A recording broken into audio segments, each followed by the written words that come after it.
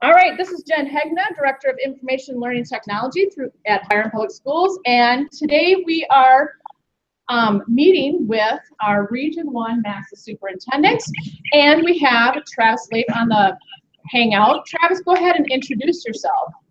Hey, thanks, Jen. My name's Travis Lape. I am the Innovative Programs Director with the Harrisburg School District in South Dakota. Prior to being in this role this year, I was an assistant principal and also a technology integrationist in our district. I've been in Harrisburg now for 5 years and have seen a lot of things change in our district. We are one of the fastest growing districts in our state. We add around 300 to 340 students every year. And so we're building new schools all the time, which comes with a challenge, but also an exciting challenge of growth and the opportunities that we can provide for our learners here in Harrisburg. And what's your student population there in Harrisburg?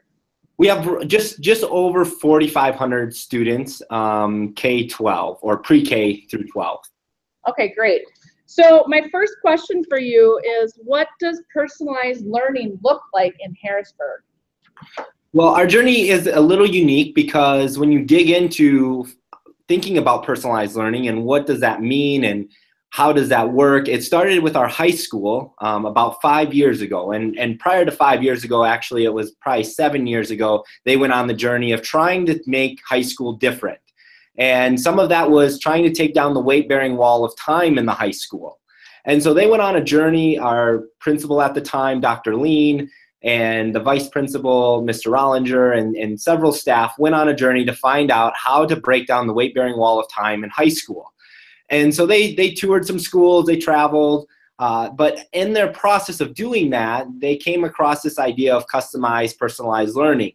And so their first thought was, okay, what does that look like? How can we do that? But it fit really well with what they wanted to do with time. And understanding that learners learn different, and some learners learn quicker, and some learners need more time. And so they wanted to break down this wall of time, and why have 50-minute periods when one day maybe we need an hour or hour and a half for a lab. And so they wanted to get creative. And so how they got creative was they came up with a modular schedule. And the modular schedule is about 19-minute periods, and there's 18 of those in the day. And so they get creative with, some days they may need to group several mods together, and other days they can have single mods for more lecture periods. And so they went down this road, but when we did it 5 years ago, we stuck all our freshmen into that customized learning environment. And so we customized learning. We put the right learner in front of the right facilitator at the right time. The pacing was set up to be, if they needed more time, they would have it, and if they didn't, they could keep moving forward. But we stuck all freshmen in there, and that became a huge pushback from our community because we stuck them in there and we said, you're in charge of your learning. Go ahead. You can go as fast or as slow as you want, and we're here to support you. Well, that was tough because the learners didn't have some of the soft skills, and things that we've learned now is the importance of the 16 habits of mind. And so we started this year implementing the 16 habits across our district, but we stuck the freshmen in without working with them on how to persist at things that get tough, how to manage their time or stay organized, or think about their thinking. When they get something back and asked to have it redone, they think they failed rather than looking at it as, how can I make this better? And so we didn't do a good job as a district helping our freshmen. There was a huge pushback from our community. They blamed it on the learning. They didn't blame it on anything else besides that this style of learning is not good. This style of learning does not work. So our district, our school board, and our superintendent had to make a tough decision of what do we do? To save it, they had to offer a choice. And so we have two pathways in Harrisburg. We have a customized, personalized learning pathway, and we have a traditional pathway. Both offer very, very good opportunities for our learners, but they just look different. And so when we did that as our freshmen, when they went to their sophomore year, the district started having conversations of, we need to start this earlier. We need to start building these soft skills with our learners earlier so that they're ready for this type of environment. So that took us down to middle school. And our middle school had been kind of making visits to Pioneer Ridge Middle School during that first year, and just kind of seeing what they were doing with personalized learning. Mary Perrine up there was a huge asset to us. She supported us. She helped us out. Their learning facilitators were incredible to work with. And so we took a lot from that. And our middle school model is kind of a resemblance of it. We've taken some pieces from there, and we've created some of our own. But we came back to the agreement that even starting at 6th grade, we're going to have that same issue. So we moved it down to elementary, and that was where I came in, because my whole master's thesis was around changing schools and meeting learners where they're at. And how do we do that? Because we struggled with understanding what makes a 3rd grader a 3rd grader. What makes a 4th grader a 4th grader? Besides being in school 180 days, what truly makes them that grade level? And so we at the elementary decided that we were going to do away with grade levels. 2nd through 5th grade, we were going to do away with grade levels and look at standards and look at skills based on where the learners are at. And so we had that vision, but we didn't know how that was going to work. And so we took some trips to Maine. And when we went to Maine, we saw an elementary school that was doing it, K-8. Not one of their learners knew what grade level they were in. Not one of their learners could tell us what grade standards they were working on, but they could tell us what they needed and where they got that. And so what room they needed to go to, what facilitator was teaching that skill level. It was incredible. And so we came back and we had a good vision of what we wanted it to be. And so we went down that path of, at our elementary, we piloted last year with 94 learners. And the reason we came up with 94 learners was really the idea that we had to balance out all our other class sizes. We couldn't add an FTE, we couldn't add teachers, so we had to balance out class sizes. So we got to 94 by balancing out all the other class sizes. When we pitched it to our parents were on board. We had 144 learners that wanted to be in the program. We could only take 94. So we had a huge wait list. And when we went down the road of that in our elementary, it's been incredible. We looked at math and English right away, math and reading, ELA. We looked at that right away last year. As we continue to build, now we'll look more at social studies and science. But in Harrisburg, it's ever evolving, because we haven't arrived at what we consider the best learning opportunity yet. We're making changes to our pathway all the time. We're getting to the point now where we really want to empower our learners to go deeper in their learning and not pace themselves ahead. And so we're working with project-based learning and trying to build some of these bigger real-world applications that they take what they've learned in the classroom and actually apply it to a deeper learning experience. And so that's kind of in kind of a 5,000-foot view of what our district looks like. We continue to add elementaries. So like I said before, we have 6 elementaries right now. Our personalized learning pathway is in 2 of them. And we double our size in the elementary. So last year we were at 94. This year we're right at 180 at the 1 elementary in personalized learning and about 80 learners in traditional. And then we moved to another elementary and put the pathway in. And so we'll do that over the next 3 to 4 years to roll it out in our district, where then we'll have a pathway for all of our learners at all of our elementaries, no matter if it's traditional or personalized. Excellent. So why, you've kind of shared a little bit about the why, but if you could talk a little bit about the why your district decided to do this and what benefits you have seen as a result of your implementation of personalized learning in Harrisburg. So really the why started at our high school. Our high school really wanted high school to look different. And so our principal at the time, Dr. Lean, really was the visionary of this. He was the force behind it. Now people would tell you, and I would tell you, that starting at the high school is a dangerous place to start. I would say that we probably need to start at the lower levels and work with our learners and build those mindsets and that capacity with them, so that when they do get to high school, they have the tools to be successful.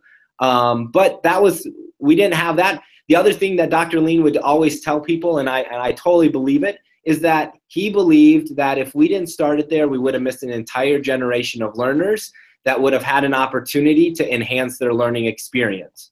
And so he didn't want to take that risk. He didn't want to waste a generation of providing this opportunity for them. And so we went 2 feet into it. But as we've grown, now we've had to take a step back and see what is really working and what's best practices. And really the reason why at the elementary is the reason that I think a lot of elementary teachers and even principals would tell you is that in my classroom, I have learners that are from 2nd grade standards all the way to 4th or 5th grade standards. But in my 3rd grade classroom, I need to try to differentiate those different levels, and that becomes very hard and very stressful on our teachers. But because we've done away with grade levels, we have 4 learning facilitators that teach to their passion. So in math, for example, I have a facilitator that loves fractions. Well, that facilitator understands fractions from 2nd grade all the way through 5th grade. They understand how the standard builds and how to support the learners. So that learning facilitator takes all the learners and teaches fractions. Another one's crazy about geometry, and so then they do that. And so it's leveraging their passions as educators to then really dive deeper into the content that they're teaching. And so we have found at the elementary level that we have 7, 8-year-olds who are doing mid-year 3rd grade content standards. And that's happening in your schools. But we're able to leverage it here and take down the weight-bearing wall of, well, that means I'm ahead, or that means I'm smarter. We've taken that down because we've built so much capacity with our learners that it's about their journey and their learning. It's about how deep they go. It's not about how fast they go or how far ahead they are from their friends. And so when we have visits come to our school district, they're just shocked to see that 7-year-olds and even up to our 11, 12-year-olds, they're not competing against each other. We've taken the competition out of school now because we focus so much on the learner themselves. And we've worked so hard to build that capacity with them that's been a huge benefit to us. The other benefit, we've seen behaviors go down. It's incredible. We had in our elementary, last year in our pilot, we had 5 learners who were on strict behavior charts, sticky notes, smiley faces, checking in with teachers. They were in the office constantly. Last year, I couldn't tell you who those 5 learners were because they were not on a behavior chart and they were not in my office at the elementary level. They were independent, motivated because they were getting what they needed. They weren't sitting there having content go over their head where it's too difficult, and they weren't sitting there being bored because the content was too easy. Because it was about them and where they're at in their journey, the benefit outweighed anything for us was the behaviors went down. And we've seen that at the middle school as well. The behaviors, and even at the high school's actually got some pretty hard data numbers of office referrals compared to prior of implementation. In our middle school, we've seen that as well. So across all 3 levels, the behavior and the motivation has gone down. The motivation's gone up, but the behavior has gone down because they're in charge of their learning. One question for you, and I know you're fairly new. This is only 1 year of implementation in your elementary. Have you seen anything with achievement results, standardized testing, or anything like that? You know, it's definitely early, but our results when they did come back, they weren't where I wanted them to be. They weren't outstanding, but compared to peers, they were above. Compared to peers of a certain grade level, they were above in that area. So achievement scores in 1 year, we didn't see them drop, but we also didn't see them take a huge gain either. And people would tell you that the achievement scores are going to flatline here for a little bit because we're closing gaps. Our learners are closing gaps. So for example, the best example I can give you is place value in math. All of our learners take a place value assessment. Now they may be at what we would traditionally call a 5th grade level, but in the assessment, they were actually down at a 2nd grade level. And so we're filling in that gap that would not be filled in at a 5th grade level because place value goes to decimals at that point. It's not talking about ones, tens, and hundreds. And so we're attacking their gaps, supporting them where they're at, and then moving them on. And so their pace can speed up as we go if we fill in those gaps and fill in those holes. So like I said, the achievements, we haven't seen a huge gain, but we also didn't see a drop. And so this year, year 2, I'm curious to see where our gains are. And year 3 and 4 will be really telling as our story continues. Okay, so what were a few significant action steps your district took to implement? And they can be big action steps like taking away grade levels, or even small action steps. I think that's something that we're all curious about. Like, how did you begin this journey, and action steps that you feel really helped put it to fruition? Absolutely. So at the elementary, it was a little easier to jump in so quickly with, because we've been standard-based grading for the past 8 years. And so it was super easy to look at the elementary and jump in, because everything was standard-based. We were grading to the standards. It was driven that way. So for the elementary, that's the first thing. Like, if you're gonna go down this road of personalized learning, it is super important to have some sort of standard-based or competency-based learning environment in your schools. Our middle school just rolled over this year to that. Our high school, we still have a 4-point scale, but in the high school, what they've done, instead of A, B, C, D, F, they've gone to the point of a 4-point scale, so a 4, 3, 2, 1. And that's how they've adjusted it at the high school level, to be more at the level of mastery. So the level of mastery for them at the high school is a 3, and a 4 is above. And so they're shooting for a 3 on every area, where if they want to get above or a GPA boost, they can get a 4, and then that adds a certain percentage point, or a 1/10 of a point to their GPA. I'd have to have my high school principal talk you through all of that, because that's a little bit above where I'm at with understanding their grade point. But at both the elementary and the middle, we are standard-based grading. And so that's the first step. The other step is really digging into, why are you doing this? What's the why behind you wanting to bring this to your district? We've seen a lot of things at the elementary and the middle level change in learners wanting to be in school, and their motivation and their engagement in school. And so find out your why. And then once you have your why, we did tons of visits, and we still are doing visits, because each visit we go on, we take some gold nugget away to say, oh, that would make this better, or that would work better in our environment. And so visits are key. To the success of implementation, is getting your teachers, your principals, yourselves, even school board members. We have school boards from other districts come see our pathways, and they're just blown away with what the learners are telling them. And so sometimes getting them involved to see it as well is key.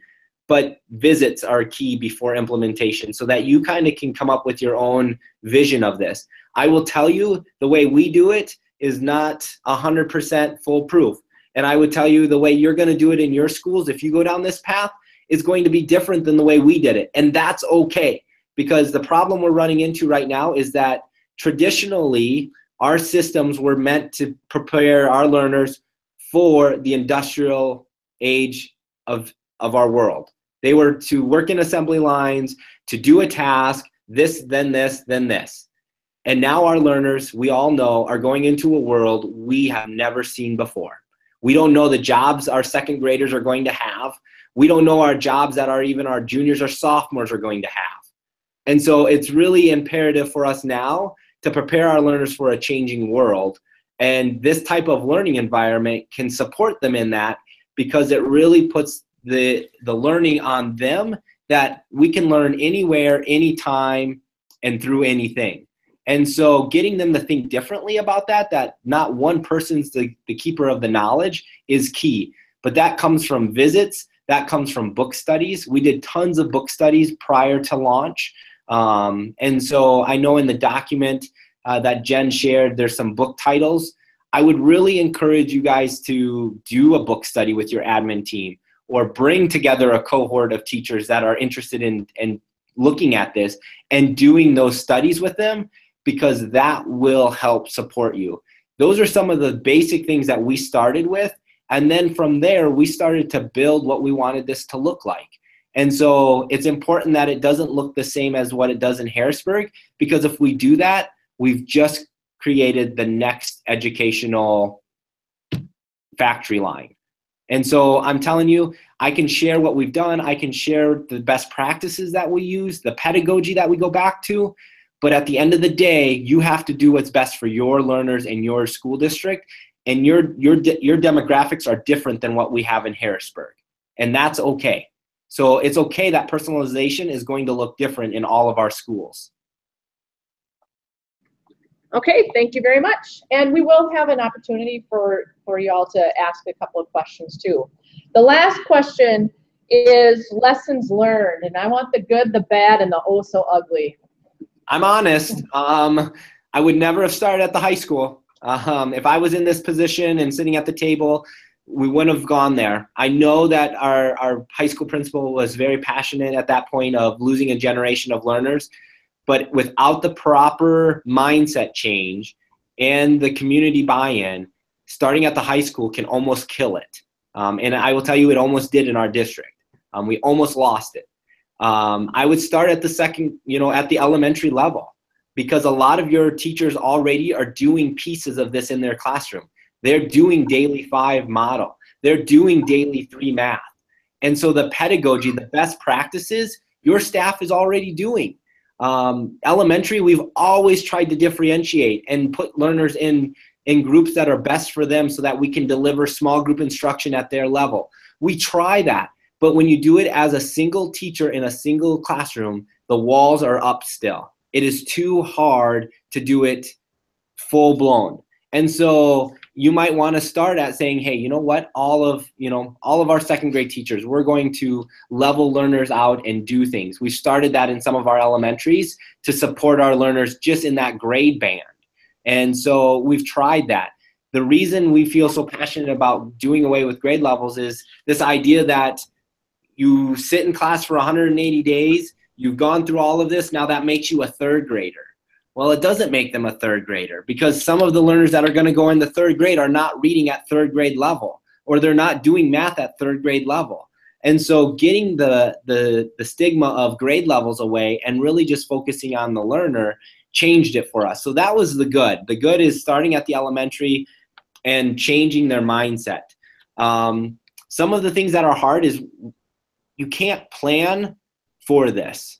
I tell our teachers when we go in the summertime and we have our professional development days with them, I'm like, we're going to end up building this plane as we're up in the air. And it is hard work, and it is tiring, and it's scary.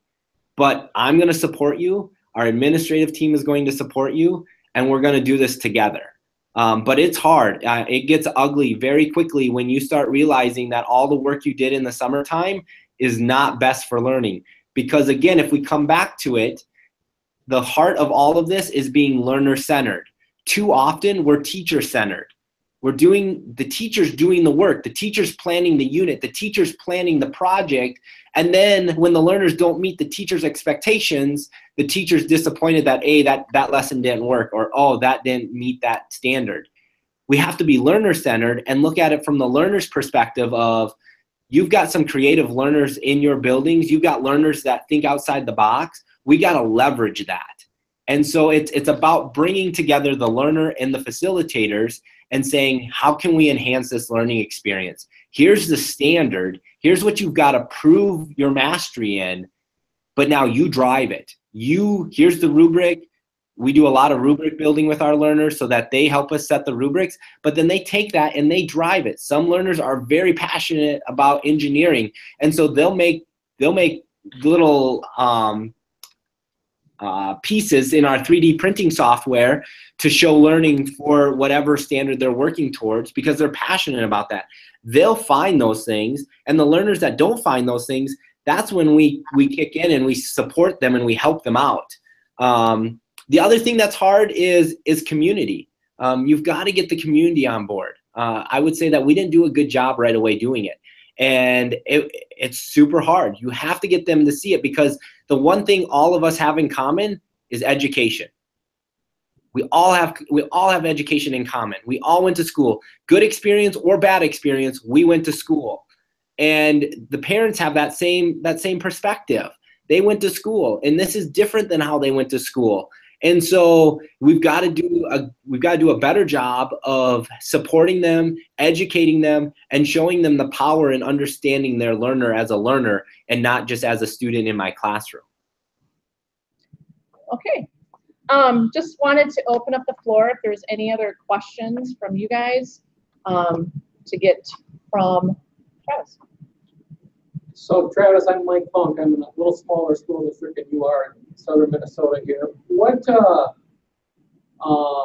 your thoughts on a learning platform for this personalized learning approach, particularly in the elementaries? What are you doing for curriculum? Like a learning management system? Yeah. Okay, so I have a pretty good graphic here to think about because this happens all the time. Think of a pyramid, and at the bottom of the pyramid, the statement that I tell people is that we have to believe that all learners can learn. If we believe in that statement, the next statement is best practices. What are the best practices that we currently are using in our classrooms, and how do they work inside our environment?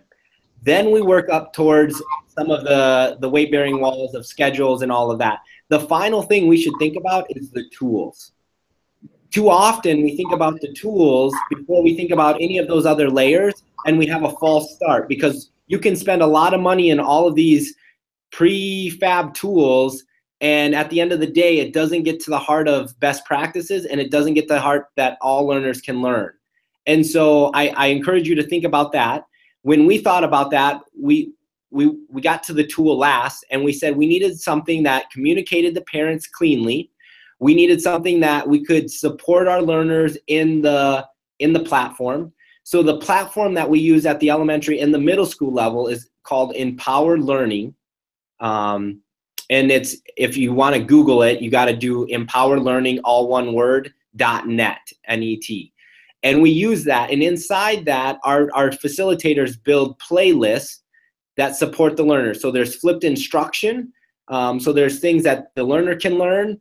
There's practice things that will support them, as well as coaching or seminars. And when I refer to seminars, I'm talking whole group instruction. When I'm talking coaching, I'm talking guided math or guided reading groups, so small group instruction that support them. And then there's mastery and their proof of mastery. So we use that learning management system to support them. But all of the curriculum that we're building is done by our teachers. So we're using different curriculums in the district that we have to kind of piece it together. But what we're finding out, we're in our math review right now for our math curriculum. What we're finding out is that there's no curriculum out there that you can buy that's going to do this. We need to find quality, vetted resources that will support our learners in the standards, but there's not a math curriculum out there that truly gets to the heart of the learning, like where we want to go. So a lot of what we're doing right now is building it as professionals together. So our K6, our K5 curriculum director, myself, and then the 12 facilitators that we have this year are constantly vetting resources, looking at them, and finding out what's best to put into the system. Any other questions? Travis, Rachel is from Spring Grove. When you go non-graded in elementary, how do you go about setting up like classroom communities or groups of kids? Are there still kids who have like a morning meeting and like are there similar engaged with their peers? Yeah, great question. So how we build that community is every learner's assigned a home studio, very similar to like middle school where they would be assigned a homeroom. They're assigned a home studio, and then after they do their check-in for attendance and lunch, then all 94 come out into, we have these open spaces in our schools. They come out into this morning area, and we do morning meeting together. And this is where we talk about expectations in the learning studios, because here's the other thing. The other thing that is super hard is that you take one teacher, and they've done things a certain way in their classroom. But now when you add 4 learning facilitators and the learners will move between all 4 of them, everything needs to be coherent together. It needs to be looking similar. So all 4 of their learning studios have the same learning zones in them. They have the same standard operating procedures, and that is hard. But this is like PLCs on steroids, because our teachers are constantly talking to each other, making sure that if they implement something in their learning studio, it's not going to affect the other 3. And what they find out very quickly is that if they implement something and another learning facilitator doesn't know about it and doesn't allow it in their learning studio, it causes tension between the learners and the facilitators. And it's as simple as gum. One facilitator last year allowed the learners to chew gum. The other facilitator said no. Guess where the learners wanted to spend a lot of their time? In that other room, just to chew gum. So we had to come together and we had to talk about what is this helping? But they spend their morning time, the first 15 minutes, all together as 94, building that community. And the first 10 days of school is all built on community, because we have to get all the learners to change their mindset in how we operate. And we have a 10-day kind of curriculum that we've built, focused around the 16 habits of minds, and focusing on community building and how learning is going to work in this learning pathway. Any other questions? Professional development. You know, this is a totally different animal. It sounds like. What strategically, how do you align what you're doing with PD with the direction of the district here? So that's another good question. So in our district, we don't have enough PD, and I'm sure in your districts you get the same response from your principals and your curriculum directors that we don't have enough. But we have really 3 days throughout the entire year for professional development. 4 days actually, 2 days at the beginning of the year, 1 in January, and 1 again in March. And so 4 total days. Those are district-wide things, sometimes state initiatives that we have to present on and share out. But what we do with these facilitators, if they come into this learning pathway, is we have 10 days over the summer that we come together and we build. Sorry about that. We build together their team. We set expectations for their team. So just like starting a PLC, we go through the whole norming process for them. When they disagree, how are we going to handle disagreement? We go through all of that. And then we get into the nuts and bolts of the curriculum and how are we going to build pathways for different learners. And that's where you start guessing a little bit and trying to build it, because you don't want to get to the first day of school and have nothing built. And so we do a lot of that. This last summer was a little easier because our 4 facilitators that started it gave us a lot more insight in what needed to be changed or adjusted, and so they were able to help us through that. But we designate 10 days over the summer. You also did a little bit of PD with your admin team. Can you talk about that too? Yeah. So as we continue to grow, I'm one person in the district trying to oversee our innovative programs. And so what we've started now is we've got to start to build capacity with our building principals so that they have even more of a say in some things. Prior to this year, a lot of it was between myself and our curriculum director. And so we've done a book study with our principals. We'll do another book study this next spring with them to really get them up to speed, to feel confident in where it's going. And then what changes do we need? What changes do they see we need to adjust to? But we're trying to support our principals the best we can with the resources we have. Any other questions?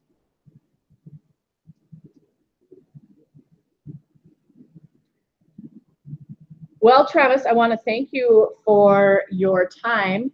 I'm gonna stop the broadcast so that we can have some conversations at our tables, and then, like I said, this will be archived so that you can take it back with you into your districts. If you want to share it with your teams or teachers or whomever, that's also a possibility. So let's give Travis a round of applause.